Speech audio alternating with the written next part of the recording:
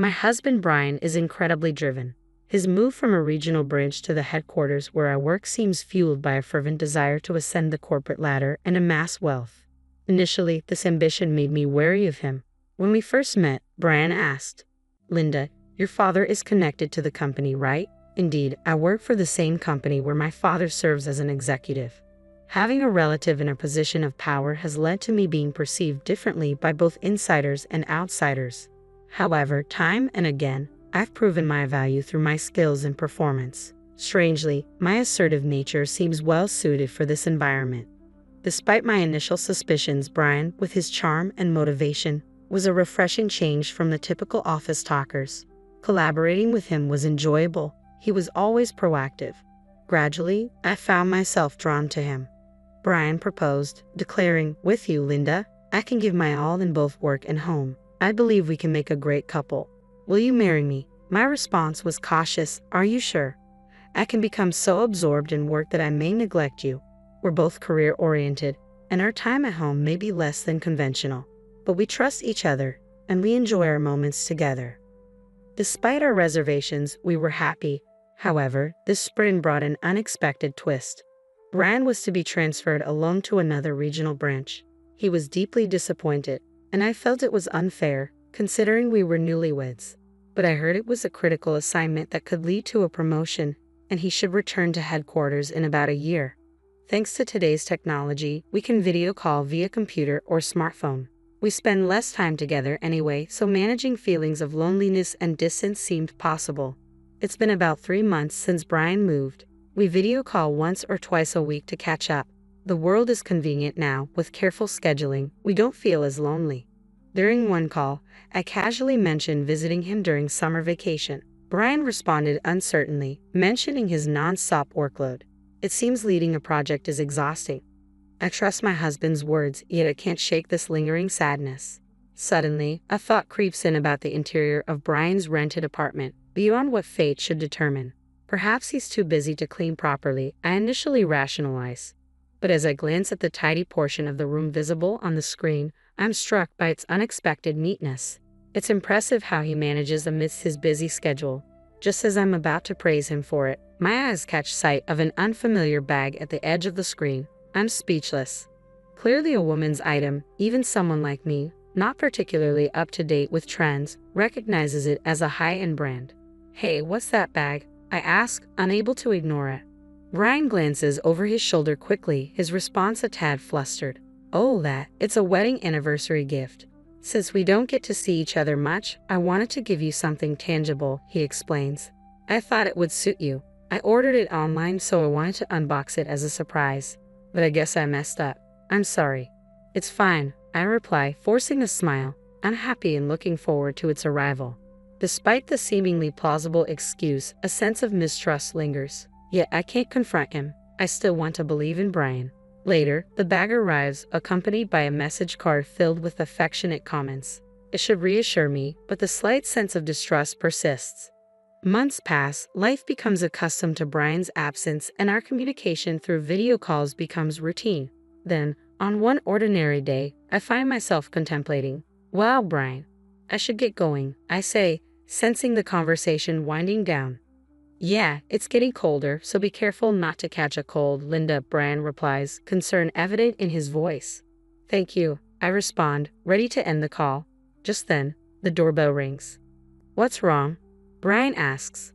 A courier has arrived. You can hang up the call, Brian. See you later." "Thanks," I say quickly, rising from my seat and heading to the entrance. Focus on receiving the package. I don't realize I haven't ended the call or that the screen is still on. Retrieving the package, I return to my room, only to find Brian's face still on the computer screen. I guess this is the end of the call," I start to say when something unbelievable catches my eye. I instinctively cover my mouth with my hand. On the other side of Brian's desk, there's a bed, and an unknown woman sits upon it, bathrobe-clad despite the daylight. Even more shocking, the same bag I received as an anniversary present lies beneath the bed. Memories of a long-forgotten suspicion resurface. Brian had indeed brought another woman into his apartment, not just once or twice. She seems completely at ease, playing with her smartphone. "You seem to be having so much fun chatting with your wife," the woman says, a mocking cackle in her voice, unaware that I'm listening. That might be true, but she's not here now, Brian replies, a grin on his face. You're such a jerk, the woman retorts. The real jerk is you, leaving your bag out in plain sight. I had to buy the same bag just to camouflage it. It was expensive, you know. That's your own fault. It's a shame that a luxury item like that is wasted on her. She has no sense of fashion. As they continue their banter, I can't bear to watch any longer. I shut down the computer, unable to put my feelings into words. Regret flooded over me. Was the bag Brian gifted me truly an anniversary present, or merely a cover-up for his infidelity? Brian, you're really the worst, I muttered, the insult escaping before I could contain it. It wasn't something I wanted to say. As for that girl, there was something familiar about her. I realized with a jolt she's the daughter of the executive vice president who joined the company this year. The audacity to whisk her away to the countryside for a clandestine rendezvous. It was quite an elaborate affair. But somehow, it all made sense. I couldn't help but chuckle bitterly. It's a typical choice for an ambitious man like Brian. After all, I too am the daughter of a high-ranking executive. It seemed fitting for Brian to choose a mistress who could prove useful in some way. I couldn't believe in anything anymore. I thought he loved me for who I am. Just as I started to tire of feeling angry, an unforgiving feeling settled in. I couldn't forgive him now. So, I decided to uncover the truth. A few days after that shocking video call, Brian suggested we spend some leisure time together. Perhaps he thought it would look bad if we didn't pretend to be friendly from time to time. With a feigned eagerness, I agreed, clutching the purse he had given me. I visited the apartment he had rented. Wow, I keep it pretty clean, don't I? I'll go get us some iced tea, Brian remarked, heading towards the kitchen, unaware of my internal turmoil. I seized the opportunity and took action. Quietly, I placed the coin purse, matching my bag, inside the cupboard of Brian's computer desk. Unbeknownst to him, the coin purse contained a bug, an advanced model with exceptional battery life. It would capture sounds for several days without leaving any evidence. I assumed Brian might notice it eventually, but with his mistress owning the same model, distinguishing ownership could be tricky. Nonetheless, if he did notice, I would need to find another approach. If not, it would be a win for me. Excitement brewed within me as I anticipated the information I could gather.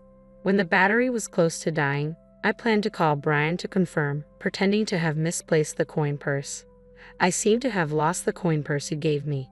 Do you have it over there by any chance? I would inquire. Oh yeah, it was wedged in the drawer of my desk. You're so clumsy, Brian would likely respond, oblivious to the bug's presence. From his casual reply, I inferred that he hadn't opened it. Requesting its return would ensure it was back in my hands within days. Nervously, I played back the audio, and there it was, clear as day. Brian and the executive's daughter engaging in an illicit affair, their voices intimate. Armed with this evidence, I hired a private investigator to delve deeper. What he uncovered shocked me. Brian wasn't just involved with the executive's daughter, he had numerous affairs. Daughters of board members and department heads were among them. As for me, I began to see sides of Brian I never knew existed. Listening to his colleagues reveal his recent struggles with performance and increasing stress. It seemed his focus had shifted from work to networking, realizing his efforts alone were no longer sufficient. I genuinely feel sorry for him. Failing to perform at work can be a bitter pill to swallow. However, his professional struggles have nothing to do with his betrayal of me and his affairs with other women. Furthermore, it appears he's using these women as stepping stones to advance his career.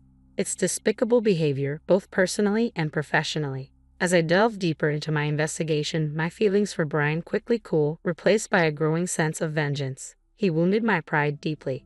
Brian's work assignment away from home ended sooner than expected. Less than a year later, he returned home, and to celebrate his return, I arranged a party with both our parents, complete with a lavish feast delivered to our door. The atmosphere was jovial with lively music playing and just family around. Then the music's vibe changed and I heard my own voice echoing from the speakers. Brian's conversations with the executive's daughter, since to the music player, filled the house. Brian turned pale, confused, and flustered. "What's this, Linda?" he stammered. I had already briefed my parents about the situation, but Brian's parents were in a state of panic upon hearing their son's voice intertwined with a woman's they didn't recognize. They confronted him, demanding answers. "Brian, what's the meaning of this? Surely, you're not cheating on Linda?" They pressed, their voices laced with concern. I played the audio recordings of Brian's conversations with the other woman, obtained with the help of the investigator. Finally, Brian realized that I knew about his affairs. "Linda, you knew everything, didn't you?" He trembled, turning to me with a question, his face pale. Despite his fear, I smiled. "Why not consider marrying the CEO's daughter next? That'll land you the CEO position in a snap," I suggested, a bitter edge to my tone. Brian's face fell, his despair evident. "You also prefer a successful man on the fast track to promotion, right? It was a necessary step for my career. Please overlook it," he pleaded, clinging to me. "But what about us? Is our marriage just a step towards your success?" I challenged, my voice tinged with hurt. "No, that's not it at all," Brian insisted, though his words seemed forced. "You're special." Despite his reassurances, Brian appeared flustered. My father stepped in, his gaze piercing. "Brian, did you approach my daughter to take advantage of my position? Tell us the truth." Brian hesitated before confessing. "Initially, it was about getting ahead. Even though other women were merely tools for my advancement, I am truly serious about Linda. I promise I won't cheat again. Please forgive me this time. I want a chance to make it right." It was difficult to discern if he was lying or telling the truth. After such blatant infidelity, even when he claimed I was special, trust was hard to come by. "It's not my place to decide," my father continued. "It's up to Linda. But I can't accept you as my son-in-law. I despise you." Even Brian's own parents, doubtful of their son's honesty, expressed their disappointment. "We want to believe in you, but it's hard to believe that Linda is truly special to you," they admitted. My father's words stung, but it was clear that the disbelief of Brian's own parents hurt him the most. Despite their opinions, the decision to trust Brian or not was mine alone. In the end, I chose honesty about my feelings. I can't trust a man who has repeatedly lied to me, deceived me, and even ridiculed me with another woman.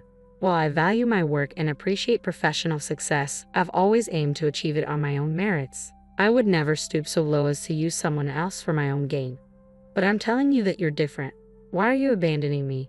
We're married, aren't we? If you truly cherished me, why would you give me the same handbag that you gave to the woman you're having an affair with? And on our anniversary of all times, I confronted Brian, my frustration boiling over. "Stop making a fool of me. I don't want to share a family with a lazy man who depends on others to get ahead. I want a divorce." With those words, it seemed Brian had given up. His shoulders drooped, and he began to sniffle out of frustration. He had just lost his most convenient stepping stone for his career, and it served him right. Exhausted, Brian was taken home by his parents, and it was unlikely he would ever return to our home. True to my word, I followed through with the divorce. After exposing Brian's wrongdoings to all the women involved, he was sued not only by me but also by all the women he had affairs with. Unable to pay all the settlement money, he was forced to sell all his properties and even had to take on debt. Brian would likely lose his freedom for a while, paying back his debt. He voluntarily resigned from his company, but in reality, he was practically fired. Once the rumors of his actions reached the higher-ups, it was inevitable they would be furious. With rumors spreading around the office, he probably felt uncomfortable as well. Currently, he's working in a small factory, diligently paying back his debt. His parents came to apologize and told me about his situation. As for me, I have no intentions of ever meeting him again. Of course, I received alimony from Brian. Surprisingly, when I sold the handbag, which was the same as his mistress's, I was shocked to find it fetched almost the same price as a new one because it was barely used. It felt like a little bonus. After separating from Brian, I began to contemplate what marriage really meant and what's important in life. While my work remains crucial to me, I don't discount the possibility of having a family in the future. I might use the money from selling the bag to pamper myself a bit and prepare for a new romance, as I had to work today.